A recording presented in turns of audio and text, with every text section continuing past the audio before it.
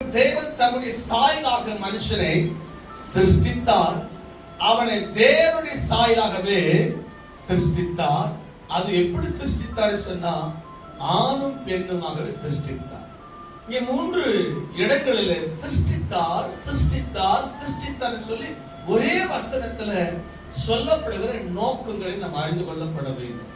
அதனால்தான் தேவன் நம்மை எதற்காக சிருஷ்டித்தார், எதை செய்வதற்காக சிருஷ்டித்தார். எத்தனை வருஷமா நம்ம சபைக்கு வந்து கொண்டிருக்கிறோம், தேவனை ஆராதிக்கிறோம், எல்லாவற்றையும் செய்கிறோம், வசனத்தை கேட்கிறோம், வந்து 2 மணி நேரமும் 3 மணி நேரமும் விசேஷம் அமர்ந்து நாம் சில காரியத்தை நாம் செய்து கொண்டு போகிறோம். நல்லது.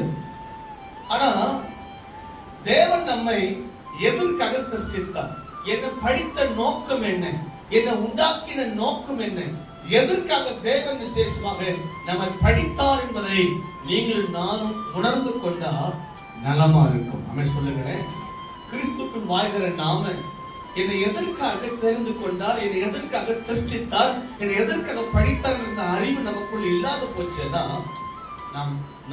நாம் அழிய வேண்டிய லக்கு விசேஷமாய் அழிய முடியாதபடிக்கு நான் பின்வாங்கி போகிற விசுவாசிகளாக இருப்போம் என்று இதன் மூலமா உங்களுக்கு தெரிவித்துக் கொள்கிறேன். கர்த்தர் நாமம் மையப்படுத்தும்.